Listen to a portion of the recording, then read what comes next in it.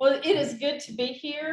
I will apologize to people on the screen. I can't even see the screen, and I feel like my back is to you, although I know that that is not true. But I'm very pleased that you're able to be here, and especially you, Nancy. We missed you last week. Thank you. You're welcome. So today we're beginning Ruth. We're going to do the second lesson on the Book of Ruth. And last week we talked about how Ruth is written in a storytelling style, and it has been a controversial book because of that style, whether it's fact, like a historical narrative, or whether it's fiction. And I raised the question for you all to consider as you were finishing reading, I hope, the book this week. Does it really matter whether the Book of Ruth is fact or fiction? In the event you did not read the Book of Ruth, I'm going to give you a real quick bullet point through the entire story. And as I was reading through it this week, I thought, you know, it is written like a story. It is so easy to read. And I will confess that Ruth is one of my favorite books, not the least of which is we have a heroine, a true heroine, and I love seeing that in the Bible. So just as a reminder, the Book of Ruth in the timeline of history comes after the Book of Judges, which ends with the statement, all the people lived according to their own desires, something to that effect. This is a time of no rule. It is a very dangerous time. There's a lot of fighting amongst the people, kidnappings and raping of women. It's a very unsafe time. And it's the time before the kings. In this story, we have a husband, Elimelech, and his wife, Naomi. They have two sons, Mahlon and Chilion, and they live in the town of Bethlehem in northern Israel. They are of the tribe of Ephraim, but there is a famine in Bethlehem. So Elimelech hears that there is not a famine in Moab, the southern country. And so he takes his family down to Moab. They are in Moab about 10 years, is what scholars think. And during that time, the two sons marry Moabite women. One marries Orpah and one marries Ruth. Now, the significant thing about Moab is the people of Moab are descendants of Lot and incest with Lot's daughter. So the Jews view the Moabite people as not only pagans, but I hate to use this pervert. There's a perversion, a sexual perversion. The result is something sinful and evil, which is incest. And that's the way the Jews think of the Moabites and treat them. After about 10 years or so, Elimelech, Mahlon, and Chilion die. So the three husbands die and they leave three widows. Naomi decides she is tired of living in Moab. She wants to go back home to Bethlehem. So she urges her two daughters-in-law, Orpah and Ruth, go back to your families of origin. Go back to them. Don't go with me to Israel. Orpah agrees to do that. She goes back home. Ruth does not. Ruth makes a choice, makes that famous statement, your God will be my God, your people will be my people. Whither you go, I will go. Ruth is claiming the faith of the Israelites. She is claiming Yahweh is her God, that she will go and live with God's covenant people, knowing that she will always be an outsider in Israel because she is a Moabite. She is of the land of perversion and paganism. Ruth goes with Naomi. They arrive in Bethlehem at the beginning of the barley harvest, but they are destitute. They are two widows. So Ruth tells Naomi she's going to go glean in the fields. So a way of wealthy people supporting the poor is when you glean, and I am not a farmer, but you take a sieve and you cut the wheat. You're not going to get all of it bundled up and into the wagon. Some falls on the ground. The wealthy will allow those that fall on the ground. The poor can follow behind and pick it up. That was their form of charity for the poor. That is what Ruth is doing, back-breaking labor. She just goes and finds a field. Well, after about a week or so goes by, Boaz sees Ruth in his field and he asks the workers, who are you? Who is this woman? He finds out it's Ruth. He has heard of Ruth's reputation. And so he instructs his workers, allow her to glean, protect her, make sure that she is not harmed. We have to remember this time in history, she would be a lone woman out in the fields where she could easily be preyed upon and assaulted. Ruth returns, tells Naomi what Boaz has done. That's when we learn that Boaz is a distant relative of Elimelech. Naomi then instructs Ruth to do something which I will call the strange interlude, or I refer to as a rabbit hole. I don't want to go down this rabbit hole. It's very easy. I can do that with you private. It would take up the whole hour to talk about why Ruth does what Naomi says, and what Naomi tells her to do is go and lie down near Boaz, uncover his feet, lie there. And Ruth does. How strange in this dangerous time. Boaz wakes up, sees Ruth there at his feet, and recognizes her for who she is and doing something that will compromise her safety, her reputation, but doing it on behalf of Naomi. So Boaz decides that he calls her, let me point this out in the text. Boaz calls Ruth a worthy woman. He's recognizing that she's not a servant. And he's also, while it's not necessarily clear in English, recognizing that she is a woman of value in the Israelite world, and actually puts her on the same plane as himself when he calls her that. He is a prominent man, would be one way of describing his position, and she is a woman of worth. So he is recognizing Ruth, this Moabite woman, as a being equal value as himself with that statement. So Boaz goes to the city gate. The city gate is where business was conducted and legal business was conducted. And so he goes to the city gate, and the description I've seen is he just sits there till people are walking by in and out of the village doing business. He calls the elders over. They have a little confab, and he says he knows that Naomi owns land through Elimelech. First time we hear about that, but there's a relative closer relationship to Elimelech. So he calls that relative over. Are you interested in buying the land? He says, yes. Boaz says, but when you do that, you also get Ruth as a wife. He says, I can't do that. Even with the land, I can't afford another wife. So he declines to accept the responsibility and the right to buy that land. Land was to stay in the family line. So Boaz says, I will take it off of your hands. I want Ruth as my wife. I'll buy the land. And then the second strange custom, he takes off his sandal, hands it to seal the deal, using my language. Text tells us that's a custom. Scholars can't find that practice anywhere else, but it is there. There's no point in us discussing that either, but I did want to mention it. So Boaz and Ruth marry. Don't want to leave any stone unturned, because these are the things that, some scholars, this tickles their fancy, and that's all they will cover.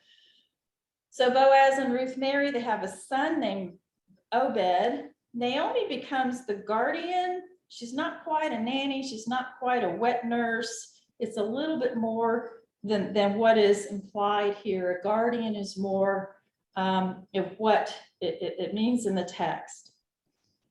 The women in the village bless Naomi, the Moabite, and her son Obed as a continuation of the family lineage. So Ruth is the mother of Obed. Obed is the father of Jesse, and Jesse is the father of David, who is the first king of Israel. So Ruth the Moabite is the great-grandmother to Israel's first king. I'm stressing that because there is such an emphasis on keeping the bloodline clean in Israel. And Ruth is not of the bloodline, but she is fully accepted into this narrative and into the history of Israel. So we talked about last week, the literary style of this book is that of storytelling. There are a whole lot of issues that make this a controversial story. I'm just going to toss out a few. There's racial assimilation here. There are ethnic tensions. There's religious assimilation. There are issues of wealth and poverty in this story. And scholars and throughout history have found different themes in this book that they really wrestle with. And it's important for us to keep those in the back of our minds whenever we start working with this story. There is a festival of weeks, or in Hebrew, Shavuot, which occurs 50 days after Pentecost, which occurs in June. And the Book of Ruth is in the liturgical section of the Hebrew, canon or text. And this is kind of interesting. Shavuot is based on this story and two things that are central to this celebration. In Shavuot, the Jews celebrate or commemorate the giving of the law to Moses on Mount Sinai. And I thought, well, I don't hear that here, but that's interesting. And the second is it's a renewal of the acceptance of the law. So it's two things. We receive the law, and number two, we accept the law. Because we receive and because we accept, we renew our vow to follow the law that we've received from God. We are vowing to God that we will continue to follow it. So why is the Book of Ruth accepted into the canon? I've told you all the things that are controversial, but then we have this festival. So where does that come from? The Book of Ruth is a type of wisdom literature. And wisdom literature in the Old Testament is literature that tells us how to live. And so the first one that comes to my mind is Proverbs, right? That's a type of wisdom literature, these sort of commonplace sayings on good things, how to live a good life, how to live a faithful life, what not to do to not live a faithful life. The Book of Ruth follows into that category, but not for what is said necessarily in the text, but how it is lived, how faithful life is lived. And the term that is used is hesed. That is a Hebrew term that how to live faithfully.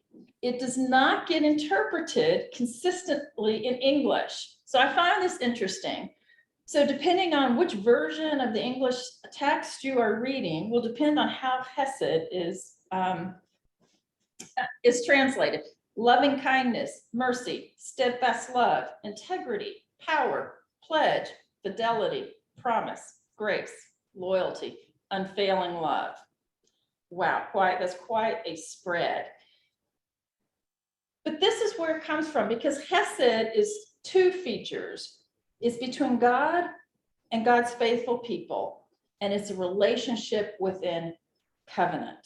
So it's a word that requires description. It's a covenant that we have with God. It's a mutuality of relationship. God has given us the law on how to live faithful. We are promising to follow it. And the other thing, this can get tricky too. We know what the Torah is, and the Torah is the first five books, but there's also Torah, little t. And there's another phrase, people talk about Torah Hesed, and that is, we teach wisdom or kindly instruction, and Torah Hesed is the living of the instruction we've been given. It's living out the faith that we have been given. It's living under the law, because the law is life-giving. The law is not the 10 Commandments, do not do this and we'll strike you down, which is many times the way we think of the 10 Commandments. The law is how to live faithfully and fully.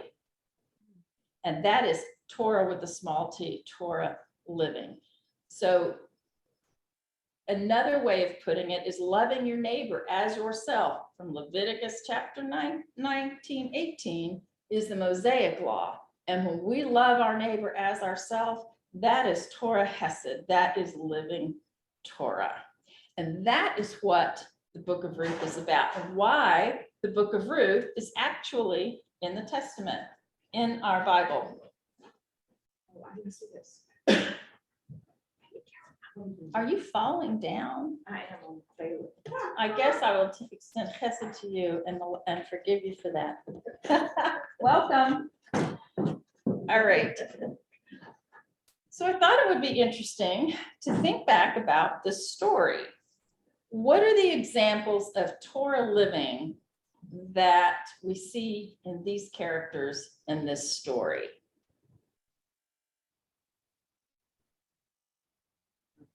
We see Ruth's humility, that she was dealt a kind of a tough blow by finding herself penniless, yet she was willing to go out and glean in the field and think that was good work rather than thinking it was begging.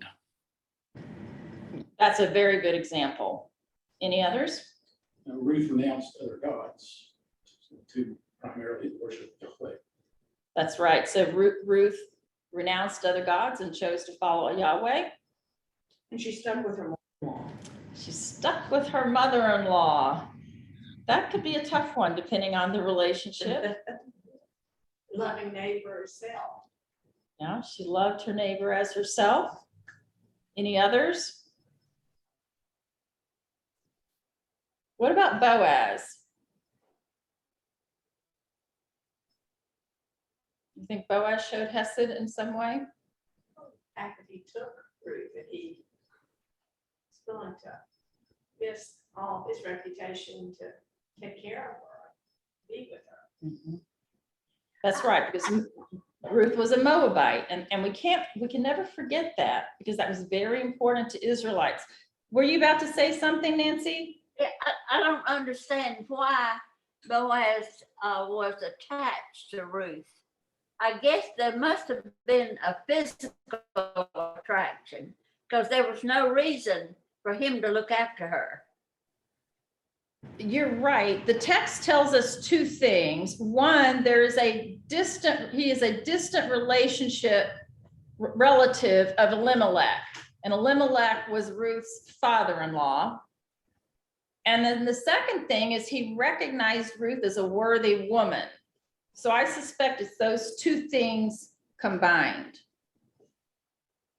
There was something about her that appealed to him, and he accepted her and thought of her as a special person. Yes, I think that's correct. Any other thoughts about Boaz? It's interesting how he was a very compassionate person in light of his wealth. And I've always wondered, I think Rahab, the Jericho innkeeper, was his mother. And I've always wondered if she had a good influence on him later in her life. That's a very good point. I hadn't thought about that. How in the world did you know that person was his mother? Just reading, getting prepared for this lesson today. We've got a great instructor. Yes, we do. Oh, well, thank you very much. And you brought up a detail I did not know, and I am going to go back and pull that out, because that's fascinating that his mother would have been someone whose reputation has been questioned, although she did something quite remarkable, and that he does something quite remarkable as well. Very good point. Any other point from either one of you on the owl? Okay, did you start to say something? Well, Scott? he gave Ruth a lot of grain that she, more than she had actually gleaned herself. Yes. So Scott pointed out that Boaz allowed Ruth to glean more than she might have otherwise. He instructed his servants to leave extra on the ground for her. Right, so that would have been another act of hesed to a foreigner and to a single woman out in the field in a dangerous position. So I'm going to read, I always break the rules because I think you all can listen. I found some fascinating quotes in all of my research, and I just always feel bound to tell people them. But I'm going to read a quote which kind of explains some of the controversy here. The story's purpose is to demonstrate the central loving kindness, and that's the hesed, to the identity and character of God's people. In doing so, the Book of Ruth also subversively undermines more narrow claims to Israel's identity. That's a very interesting choice of words. Subversively undermines Israel's narrow claims to its identity, which again goes to Ruth being a Moabite. Ruth's story repudiates defining Israel's character in terms of exclusivity toward the stranger or alien. God's character shaped hesed, so that it also shapes the character of the people of God. Hesed, therefore, forms the frame of reference around which Israel should interpret their laws. The Torah is not intended to condemn or exclude, but to redeem and reconcile. For this reason, the scroll of Ruth is read on the day of Shavuot, the day signifying the gift of the Torah at Sinai. I like the way that author, this is from the Smith and Hellwise commentary, puts that, because I think it's sort of a wake-up call for us. It's so easy to point at those Jews, right? Look what they did. They just do not understand faith and faithful living and how God wants to treat each other. They had all these ways of showing and distinguishing themselves from other people. We are God's covenant people. We are better. And yet here's this Moabite woman living the way God wants God's covenant people to live. And the way Ruth lived alters the history of Israel because she becomes the great-grandmother of King David and influenced the people around her and showed them how to live a life that is pleasing to God. Any comments based on what I've just said from the owl? Okay, how about from the room? Anybody want to follow up and a comment on that? Well said. I thought so too. I also thought, I'm curious, I have a book called All the Prayers of the Bible. I thought that is pretty wild claim, but anyway, the author went through every book in the Bible, and I have a chapter on the prayers that were pulled out of each book and some expository. And this is interesting. The Book of Ruth, there's not a single prayer. But the author says this: there is an atmosphere of prayer that pervades this book. I thought, all right, that's interesting. How? Elimelech, his name means my God is king. Naomi intercedes for her daughters-in-law. After her husband dies, Naomi says, go home. You've lost your husbands. I can offer you nothing. And I want to return to my homeland. You go home. She is doing what is right for them, a form of hesed. Boaz reveals how the common pursuits of life were hallowed by a vivid sense of God. So what does that mean? He greets his field workers with the phrase, the Lord be with you. This is the way Boaz moved through life. Laborers are the lowest, right, of the people in his household, but he greets them with this benediction. Ruth received a benediction from Boaz when he said, may the Lord reward you when he finds her in the fields, because he's heard of her reputation and knows what she's doing for Naomi. There is a benediction to the elders for Ruth and Boaz when they marry. And there is a benediction for Naomi after Obed is born. So this author sees the attitude of prayer and prayerful living throughout, and a faithful life throughout this story. And the last thing the author noted was, if you remember at the beginning of, or at the end of chapter 1, when Naomi has lost everything, her husband, her sons, and she's in Moab, and she says, the Lord hath dealt bitterly with me. And remember, she changed her name from sweetness, which is what Naomi means, to Mara, which is named bitterness. And yet, at the end of the book, Naomi is now a part of a household of comfort. She has a grandson, and her life has been transformed because of her faith, and her story ends well. So this author saw all of this as faithful living, as prayerful living. And I thought that was a fascinating thing, because we don't often think, well, I don't know about you, but I will be honest, I don't always think of everything I do as being a part of prayerful living. That's something to achieve and something to think about, how that is done. What does that mean? Everything being done with an attitude of prayer. All right. Any comments from the owl based on what I've just said? Okay. Any comments from the room? Remind me, what does Obed mean? Obed. Oh man, did I even tell you? I don't know. Shame on me. Let me, I'll check HarperCollins real quick. It was my study, but I forgot. Oh, I don't know. I will tell you very quickly. So the question from Scott was, what does Obed mean? And I will. Allegory going. I didn't miss it. It's not here in my Bible. I don't know. Okay, well, that's your assignment for next week. You can tell us what Obed means. I don't remember. I'm sorry. I missed something in all my travels.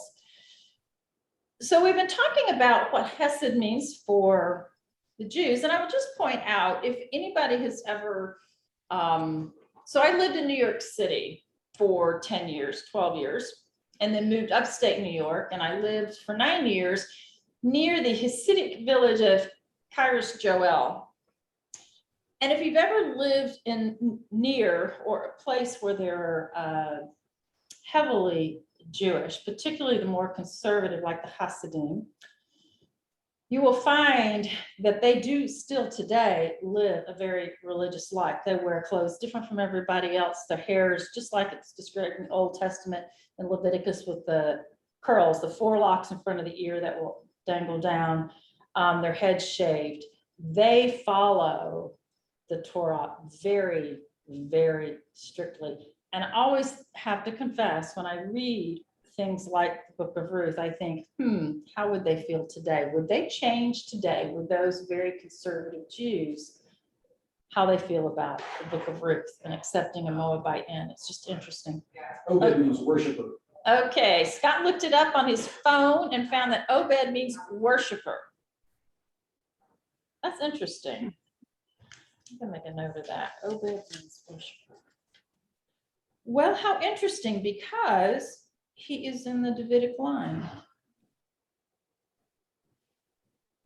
That's sort of fitting for the grandfather of David, isn't it? Somebody who is a worshiper. That name is also consistent with the remarks about prayer. Yes. Very good point. So the comment was that the name fits in with the idea that prayer is a theme throughout this story.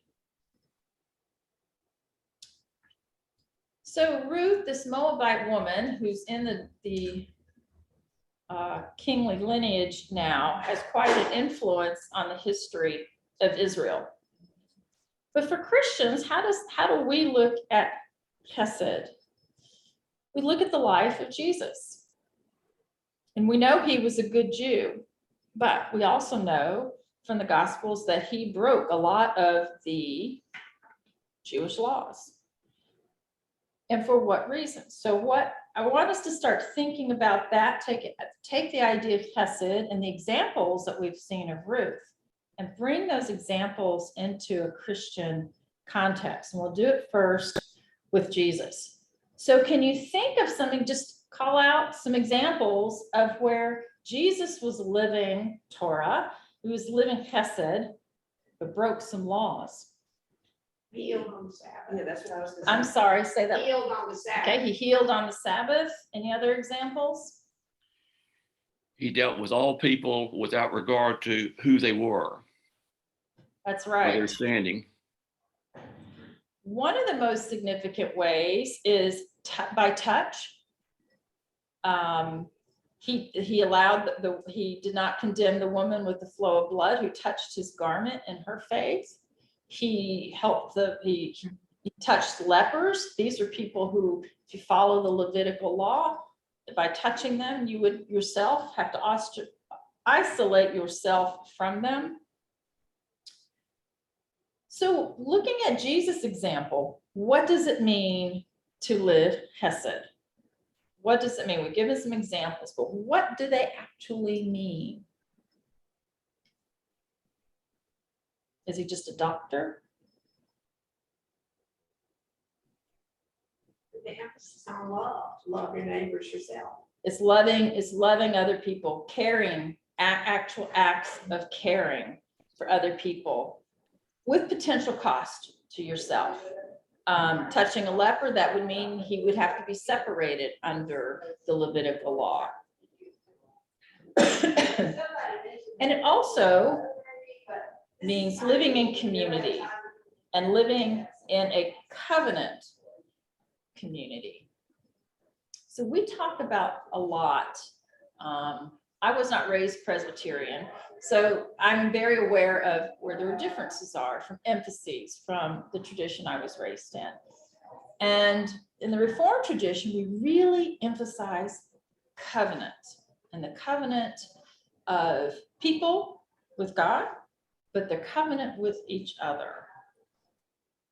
So as a Christian, as a covenant people, what are ways that we individually live in Hesed? What is the loving kindness that we are to live, we are to do?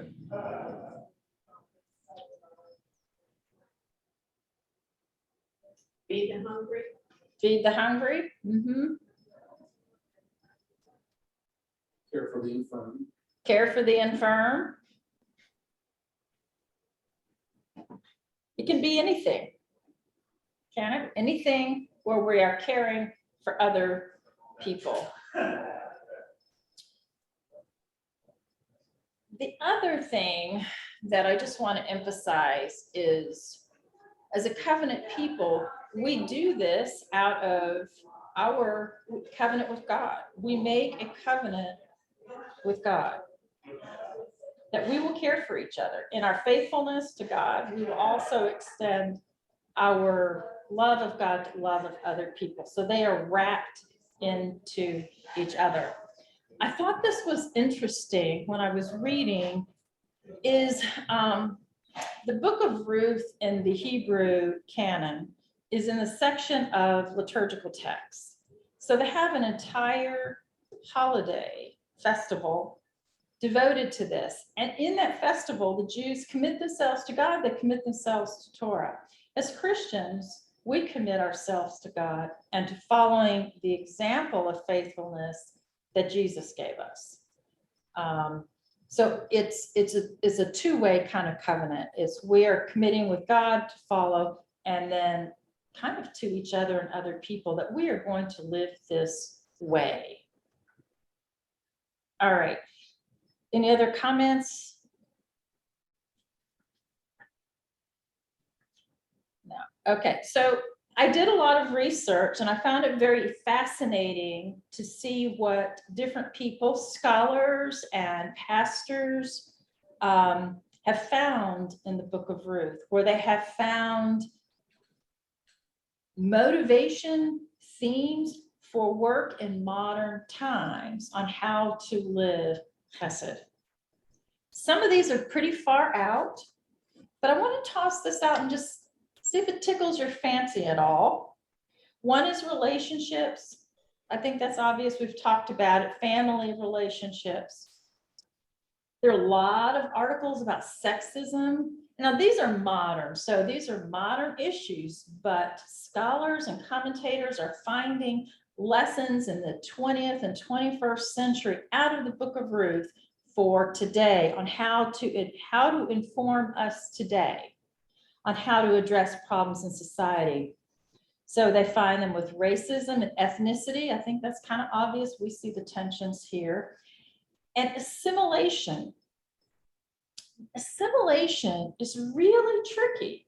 Does that mean I become like you and lose my identity?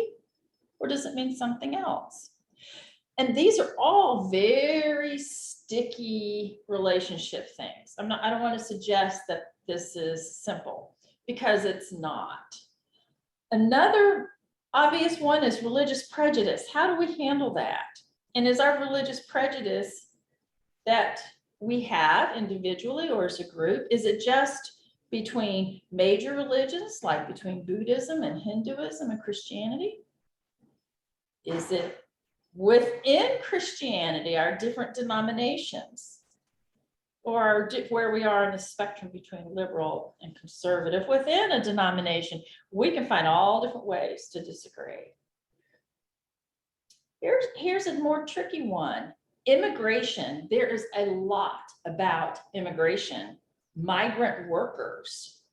Both of those, there's few scholars who have found insights on how we are to treat immigrants, bring them into our world and respect each other, or migrant workers, people who come over the border, work, and then go back home. We know that there have been a lot of tensions about that.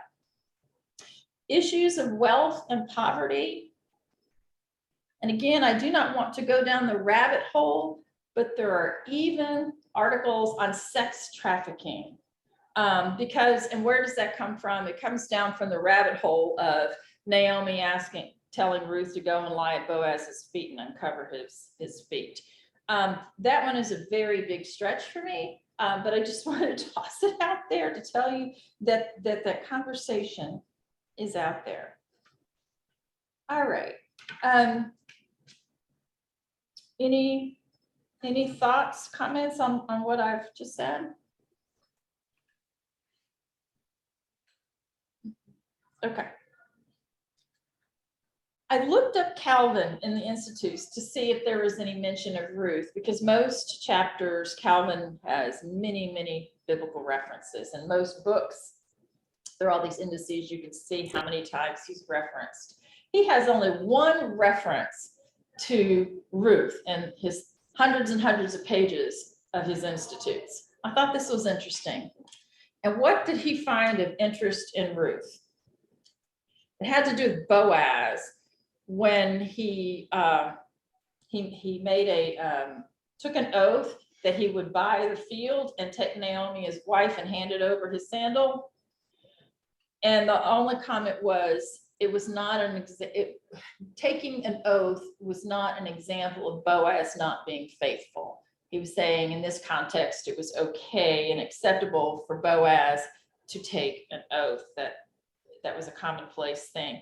So it's interesting to me that Calvin found nothing else in Ruth worth mentioning anywhere in his Institutes.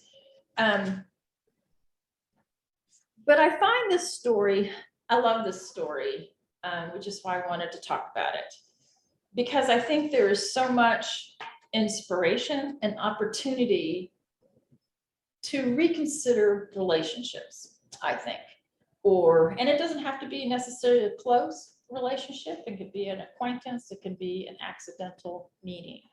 Especially, I think it's good when we realize, ooh, that encounter or that relation did not go quite the way I would have wanted it to, or is negative. And there's a great deal in the story about how we treat each other. And going through our ordinary days when times are difficult. I think there are lessons and examples here to learn. So my question to you, fact or fiction, does it matter? Oh, I don't think it matters. It's a beautiful story. And we learn from stories. Yes. Anne agrees with you. Anybody disagrees? Does it matter? No, everybody's shaking their head, I kind of say. Not any more than Jonah matters. Not any more than Jonah matters. I have no problem with the story of Jonah either. Oh, that's good. That's good. All right. Well, and the problem that I've had this week, and I guess it connects to the story and maybe it does not. You know, I fell and I've been in the emergency room and in the hospital. The situation has been that I have not broken any bones. And I understand from all the medical workers that I should have broken at least 2 arms and probably a leg. And the reason I don't have any broken bones is that there's somebody in heaven that's looking after me. Now, I've heard that from doctors, I've heard that from x-ray, I've heard that all week long. And the amazing thing to me is we're talking about this somebody in heaven that's looking after me. Nobody says the Lord. Nobody acknowledges who is up there in heaven. And of course, you know, I'm not special, but I just must have fallen the right way or something that I did not break any bones. But it's amazing to me how people do acknowledge that we have a God, and we're not sure what the Lord does, but he's up there looking after us. So it's been an interesting week for me. That is an interesting word for you to choose. I think you've had a difficult week, Nancy, and we appreciate you sharing that with us. And we appreciate your positive attitude and the fact that you are hearing what people are saying beyond their actual words. So I appreciate that. And I think probably people are trying to acknowledge your faith, but not quite sure how far that they can go. We in our society constrain each other from saying things. Anybody else have another comment? Well, I enjoyed hearing about how one's life can be a prayer, but obedience. No one here was looking out for what was best for them. People were thinking of others, and there was no guarantee for Ruth that it was all going to turn out well, any of it. So it wasn't that, well, I'll be faithful and then God's going to reward me with a rich husband. That was not the plan. But she just did as she felt she should and honored others, and it did work out. But I'm not trying to get to the prosperity gospel, I'm just saying. No, and I think that's a very good point. She had no inkling that anything was going to be other than a very difficult life, because she knew she was going to another country where she would be ostracized. But she cared enough about Naomi to want to support and take care of Naomi. So I think you're absolutely right. This is not a prosperity gospel at all, but she was faithful and good things did come out. And so I think that's actually well, in there. This one of the wonderful things about the story is she did what she's supposed to do, and great things happened. And that does not always happen either in the Bible or in our own life. And so, Nancy, although, you know, you've had difficult times this week. We are glad that and thankful that you have such a positive attitude and that you are so faithful and consistent in participating in Sunday school and all that you do. And we know your prayer life is active. We can hear it in the way that you live. And you are a great example to us. And we are thankful for that. We're thankful for you. Thank you. You're welcome. It's been an interesting week. We'll take that. We hope next week will be a boring week for you. Thanks. All right. Thank you. Scott? I have one thing, it might take a minute or two, this, but there are two books of the Bible, both in the Old Testament, that are named for women. Okay? Now, there are a lot of parallels between these two books. The woman whose name is a foreigner in a different land. Now, one happens to be a Jew in Persia, one happens to be a Moabite in Israel. Both of them are being counseled by someone who is not their blood relative. Mordecai was Esther's adoptive father. Both are kind of sent to, if you're going to go that rabbit hole, kind of go in and seduce somebody to make a greater gain. Both stories deal with God's sovereignty and God's providence. I mean, in Esther, in terms even used by Mordecai, one of Bill Wood's favorite phrases is for such a time as this. I tell you what, I've done a lot of reading about Esther from some feminist scholars. I'll teach Esther at some point, but we will not do it in 2 Sundays. I will tell you that. But if enough people are interested in Esther, maybe I'd have to go and look, maybe 3, I could do it well in 3. There are a lot of issues we would need to wrestle with. And I will just say, follow this, something to think about. We always have to remember the historical context within these women are operating. It's kind of, in Esther's situation, it's kind of this manipulation there, but you have to temper that with what other way did she have to move in the world? So that's part of the issue with Esther. Esther is one of those 5 scrolls that are liturgical, because Purim comes from the book of Esther, like Shavuot comes from Ruth. So, and one other thing I noticed, in neither of those books does God as a person appear. yes, And he's not even mentioned in Esther. that's right. God is not mentioned in the book of Esther, which is sort of an interesting dynamic as well. I agree. Okay, we need to go. Thank you for participating, Nancy and Jim. We appreciate it. And let me